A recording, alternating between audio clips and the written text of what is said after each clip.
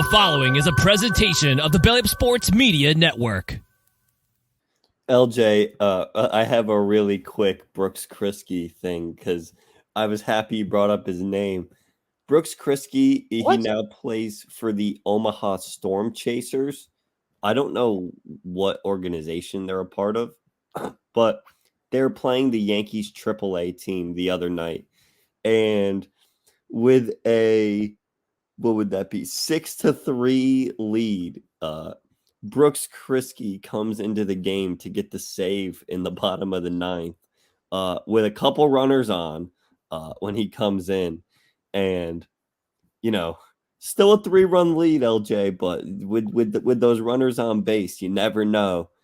And 3 hits allowed, a wild pitch in there, of course. And then excellent. It's his pitch.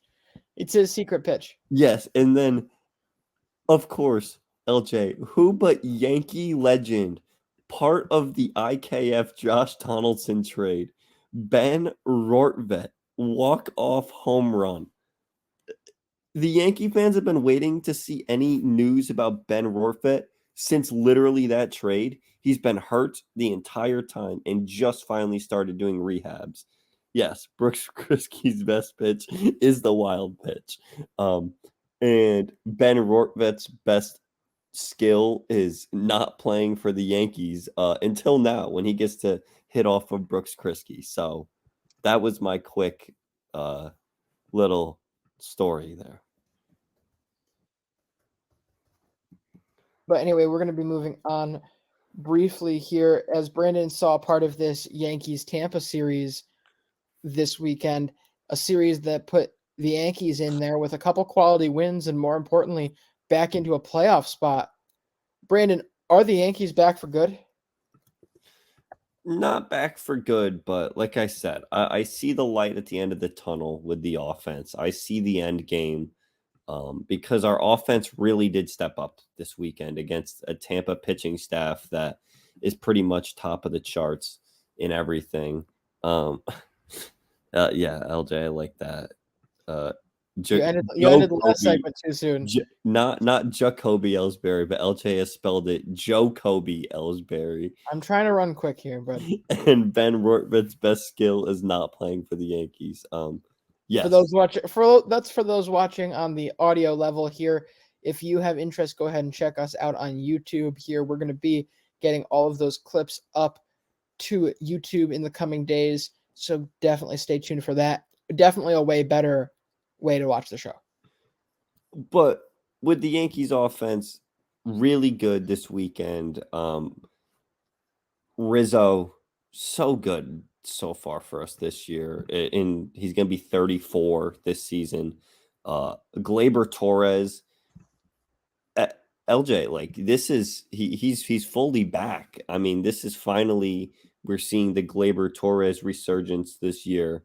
Judge has been great. I mean, LJ, that home run that last at bat yesterday, he flies out to the wall in the so-called Little League Stadium when that would have been a home run in 21 of the 30 MLB parks.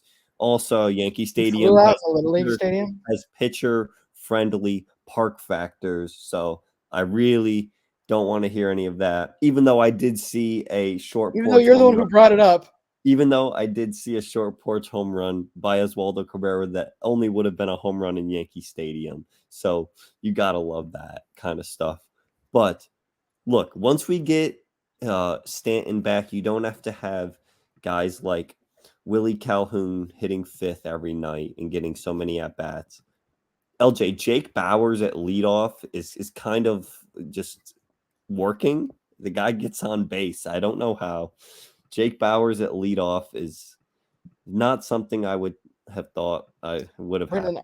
You know, I've heard this story with the Red Sox. I don't know why he's at leadoff, but somehow he gets on base guy. Marwin Gonzalez? No, Danny Santana. So Danny. Just wait a week or two, okay? Oh, I remember last year complaining why Danny was that 2021? 2 years ago. 2020, yeah, why was Danny Santana playing? Actually, Danny Santana led off on the bus trip game. That's right. he did lead off. LJ, regardless, look, Yankees, we just got to get healthy. You get Stanton back. Hopefully, Rodon and Sevy will pitch for the Yankees this year. Just you never know. Sevy is rehabbing tomorrow though, so he should be back soon. Rodon really scares me. Like I think that LJ, I think this could be one of the biggest heists in history here. Yes, as the graphic now includes Carlos Rodon's name. LJ, what is going on? I mean, he apparently now is going to He's got an attempt. elbow and back injury, correct? Is that still the case? Or Yeah, so no, it was a forearm strain initially that put him out. Then he hurt his back I mean, that happens to everybody. while rehabbing the forearm strain. Now the forearm is good, but his back just randomly hurts him, he says, even though he says that he feels no pain, but something is not right. So I think the latest was that he's going to attempt to start his throwing program in the next few coming days, which means at the earliest could be 5 to 6 weeks. So in Yankee land, Tommy John surgery. So that's what that means. It's LJ. He's going to miss all of this year and all of next year, and we're going to have to foot that salary. God, I hope not. Can he just come back in like August? That'd be great. Just the last piece this team needs. I'm telling you, we just cannot be paying someone $27 million a year, whatever the hell it is, to not pitch at all. You can't. You can't. But I will say I'm getting up more pessimistic about him pitching this year. It's so weird. Like just because no news on anything. It's just like you get one little thing every 2 weeks and then that's it. Well, my concern is, we're saying, he's going to try to start his throwing stuff. Whatever that's in the next couple of days. First off, whatever that means.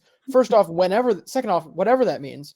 But also, that statement is not an indication that things are fixed. No.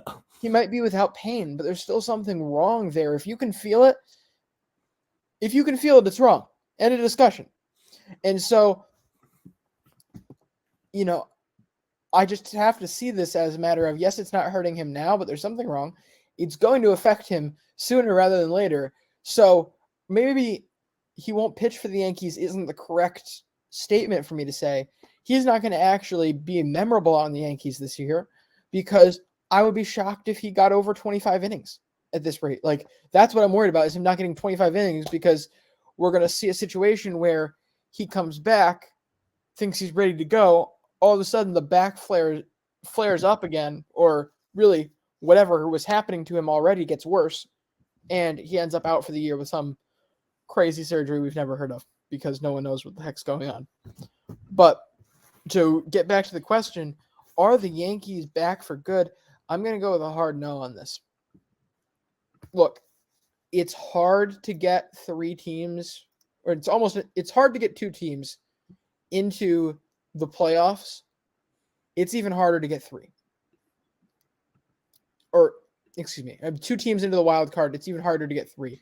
We nearly did it the first year of the extended wild card. No, that was the last year of the regular wild card. We had 3 teams in and could have potentially gotten 3 teams in. But the odds of that getting to happen again are very, very slim. And look at the competition around them. The Blue Jays are a team that we've been just looking for them to put together a season with the pieces that are clearly playoff pieces around them. This Orioles team is looking so well balanced, so deep so far. We already had high expectations for things to start cooking here, and they've surpassed them in every way, shape, or form, led by Mr. Rutschman. And so I look at that, I look at that lineup, I look at those pitching staffs together, and I compare both of them to the Yankees. I don't think the Yankees stack up. I just don't see it. I mean, here we are saying, they just have to get healthy.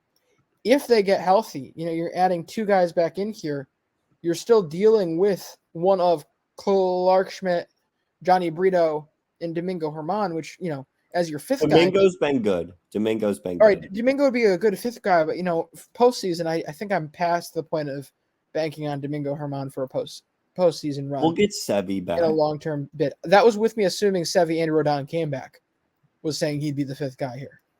Oh, okay, yeah. It's for still the postseason, though. Compared to any year past, last year, like 2 or 3 years before that, this is a much, much thinner team. You've got no closer. You have. I'll give them.